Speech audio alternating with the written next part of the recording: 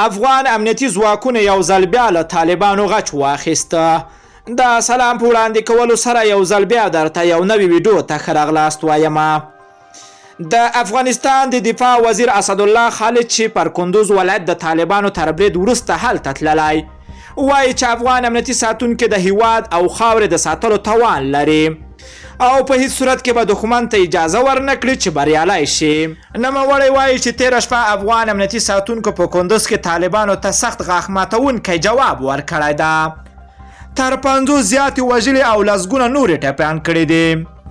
دفاع وزیر چې لا اوس هم په کندوز ولایت کې ده، د افغان فوز له جذبو د لیدنې پر مهال پوځ ته ډاډ ورکړ چې ملت ورسره ولاړ ده او د طالبانو مخنیوی به کوي. پر کندوز ښار تېره شپه وسلوالو طالبانو یرغل وکړ خو برید خنثی شو. په دغه برید کې 8 افغان امنیتي ساتونکي هم شهیدان شوي دي. د افغانستان د دفاع وزیر اسدالله خالد یوې خبري غونډې ته وویل چې اوس په کندوز کې حالات نورمال ده او هیڅ نوه ستونزه نه ده پیښه شوې. هغه وایي چې د طالبانو د جګړې په ډګر کې پاتې شوي مړي به د ځایي سپین ږیرو او مشرانو په مټ طالبانو کورنۍ ته وسپاري. اسدالله خالد یو ځل بیا طالبان وننګول چې د پردیو په غوښتنه هیواد ړنګوي او د هیواد ړنګولو مخنیوی به افغان امنیتي ساتونکي کوي. وسلوالو طالبانو تېره شپه د کندوز ولایت پر علي آباد ولسوالۍ، خان آباد ولسوالۍ پر لاره او د کندوز ښار باندې د 4 خواو بریدونه پیل کړل. د کندوز ځایي چارواکو وایي چې د بریدونو په تړاو باندې حکومت لا تر وړاندې معلومات وو ځکه چې طالبانو ته پراخ تلفات واړول.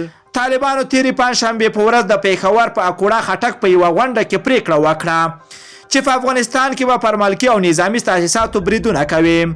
دوی هڅه کوي چې په هیواد کې دننه ځینو ولایتونو ته سقوط ورکړي، خو افغان امنیتي چارواکي وایي چې اوس دا چاره ناشونې ده. د یادولو وړ ده چې افغانستان د دفاع وزیر اسدالله خالد په داسې حال کې کندوز ولایت ته د جګړو لیکه ته تللی چې ډاکټرانو ورته د کرونا وایرس په تړاو پر کور د پاتې کېدو سپارښتنه کړې وه.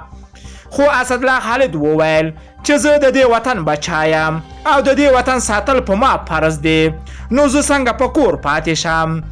له ټولو دوستانو نه مننه کوم چې ویډیو یې راسره تر پای ولیدله. که چیرته خواږه نظرونه لرئ نو حتما یې راسره په کمنټ کې ولیکئ. که غواړئ له همداسې تازه او دقیقو معلوماتو خبر شئ د پښتو اپډیټ چینل حتما در سره سبسکرایب کولی شئ. نور مو په پاک رب سپارم، الله مو مل شه. ښه وخت درته غواړمه.